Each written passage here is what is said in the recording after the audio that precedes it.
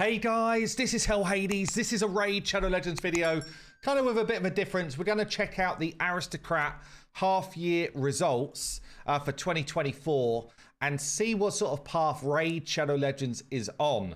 And I do these type of videos really whenever they do these half-year reports or full-year reports, just to get a sense of how do Aristocrat, who own Plarium, who own Raid Shadow Legends, how do they feel about Raid as a kind of part of their portfolio, and are we going to see any changes in the near future? And I did see this article. In fact, whilst I was in London with Fiction, he pinged me this article and said, take a look at this from Pocket Gamer. The big boy title here, Aristocrat Leisure eyes potential sale of Plarium and Big Fish Games. So Aristocrat are a casino-based company. Okay, they've got a bunch of physical, like fruit machines. Yeah, that was kind of like the core of their business. Now they've got a bunch of online ones as well. But they did buy Plarium as a kind of like avenue into a different angle of gaming. And I mean, it's been extremely successful for them. It's been a really good thing for them to have done. But this is quite an interesting article here, which only came out a few days back. So it says here, casino firm is undertaking a strategic review of its non-social casino games, which is basically the Plarium side of their business, honestly, or part of Pixel United. But yeah, it's and it says Product Madness stays off the chopping block, which is more like their casino games. So definitely an interesting article. I will say I've gone through already the Plarium presentation, and I'll go through the slides, which I think are relevant here. And the slides don't read to me like there's this big concern. However, there are some like tells that might say it's a good time for Aristocrat to move Plarium on. In this article here, it basically goes through and says, I'd say it kind of like draws on the negative parts of what's gone on in the presentation.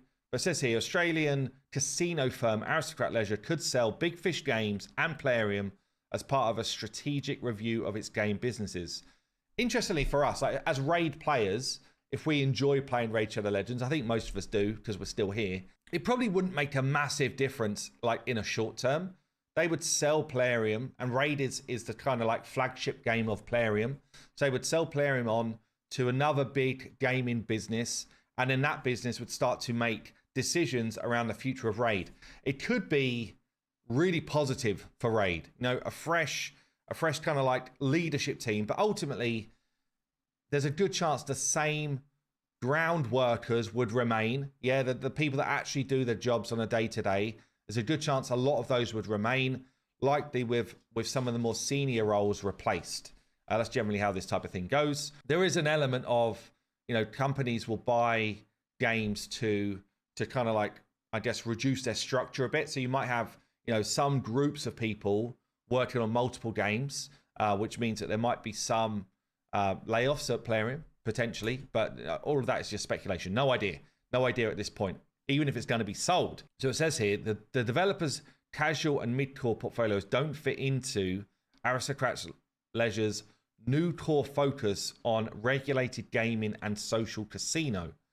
The firm's conducting a strategic review of the assets and will assess all options. Anyway, yeah, so it kind of goes into a bit more detail. It says here, in an interview with Wall Street Journal, Aristocrat Leisure CEO Trevor Croker said a sale or spin-off of the two game companies were some of the options. Okay, so not all of the options, some of the options. And in the presentation, there's kind of like a big part around investment. There's a big part around M&A, which is basically purchasing and acquiring other companies. So it could be that the kind of like one of the other options is to massively blow it into a different division as well, by the way. It says here, Aristocrat Leisure closed its acquisition of Big Fish Games in a $990 million deal in January 2018. They also bought up Plarium in August 2017. That's nearly 7 years ago now, damn, for $500 million. So they actually bought Plarium before Raid was a big game. They did already own some titles like Vikings, War of Clans, Kingdom of War, and Stormfall. None of them are anywhere near the size of Plarium though. So this was like a big boy purchase back in the day, 500 million for Aristocrat, really on the whim that they thought Raid was going to kill it. And in fairness, it really did. So this was a great purchase back in the day. Anyway, let's get into some of the info. So the first thing I want to do is just give you an overview of Aristocrat. Yeah, so they've said here, outstanding first half performance. Momentum across the portfolio is growing. So they've had a revenue growth of 6%. Aristocrat, this is not Raid, not Plarium. This is Aristocrat as a full business. 3.3 billion revenue in the first half of the year. Gives you an idea of their scale. Okay, it's a massive company. 6% growth in revenue, 15% growth in segment profit, and 16% growth in NPATA, which is basically net profit. This is the figure that most people would care about in terms of, is the business really performing? And the fact that it's outgrowing profit compared to revenue is, I guess, a sign of the times, but it's a very healthy outlook for a business. The fact they're outgrowing revenue anyway is extremely strong, but at this profit level, it's pretty nuts.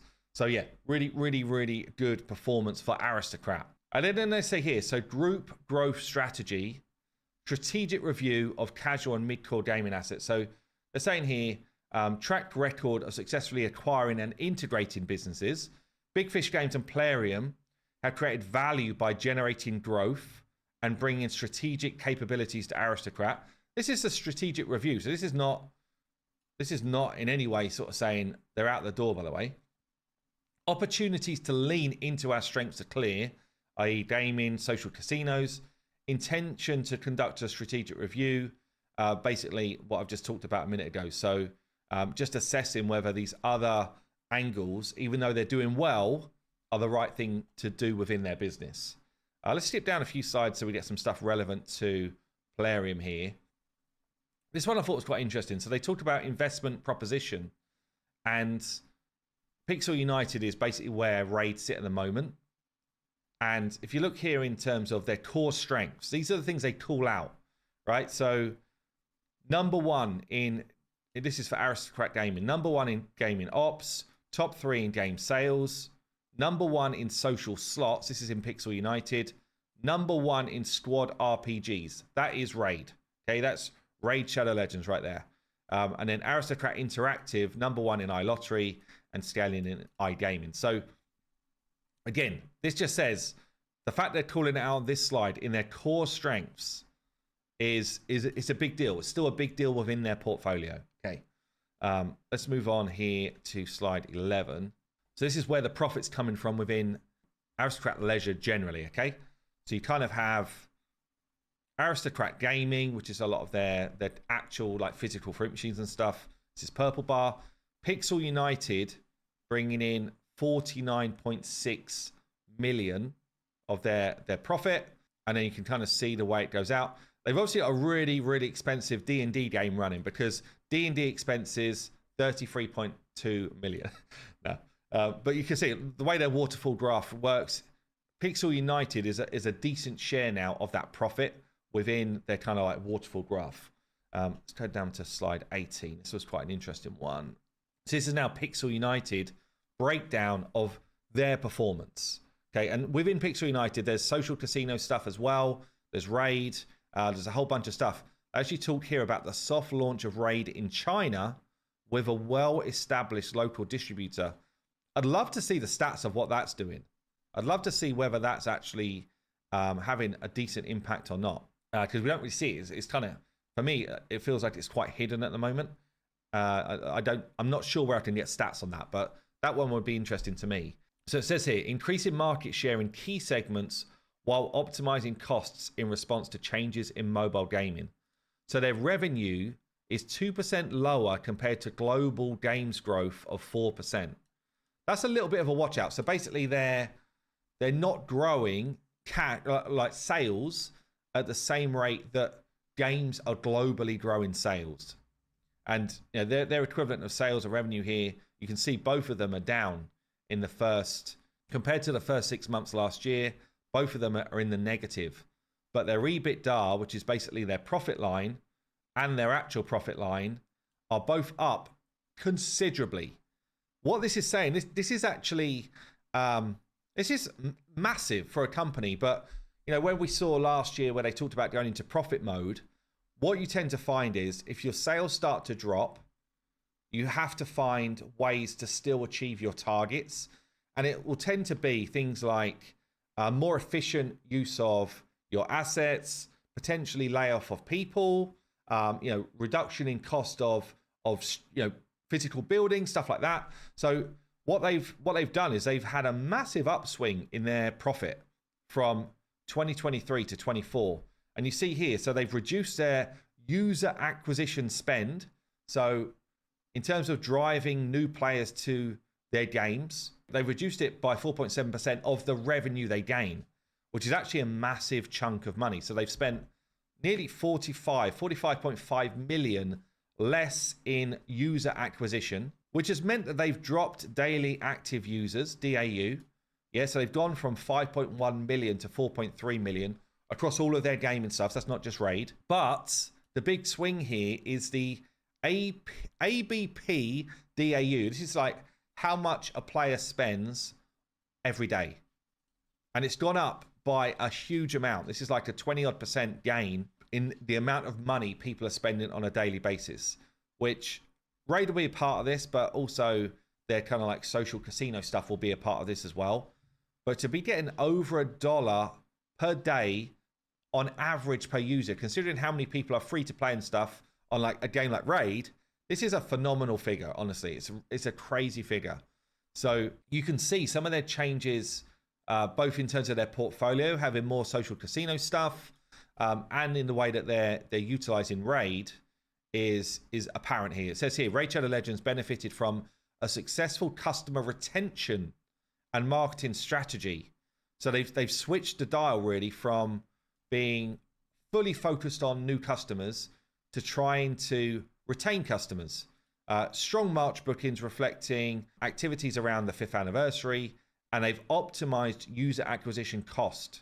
So basically they found ways to do user acquisition more profitably. So pretty interesting. Also, this was interesting as well. Plarium Play direct to consumer revenue is 11% of their overall business. So why is that interesting? Well, that means that any spend that's not going through Apple or Google, those two companies, they take 30% of the revenue. So anything they do directly through Plarium Play is a massive upswing in margin. So the more they grow Plarium Play sales, massively impacts this kind of the profit line. So that's quite interesting. But it says here, they're number one in social slots with a 21% share, number one squad RPG, number 5 in casual merge.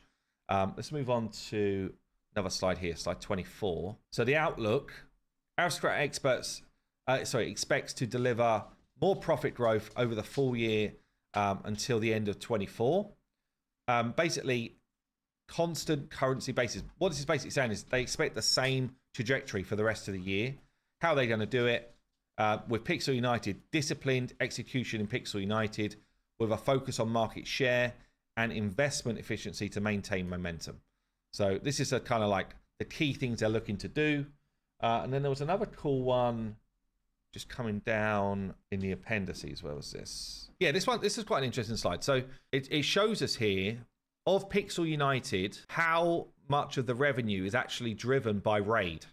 Okay, so of their 877 million, Raid basically, there's a little bit of other games here as well, because you can see, we can see the full breakdown here. 220 million of their revenue is Raid Shadow Legends. It's their biggest performer, or the highest performer in Pixel United by some way. It's about 25% of all of the revenue of Pixel United now. And, you know, that's considerable. Okay, that's a considerable chunk of this business. So I am interested to see the way they go, because, okay, Social Casino is over half of their revenue, and it fits more in line with Aristocrat's kind of like ethos, I guess. And potentially, you know, this is now a growth market, whereas Raid's in a kind of like slow decline.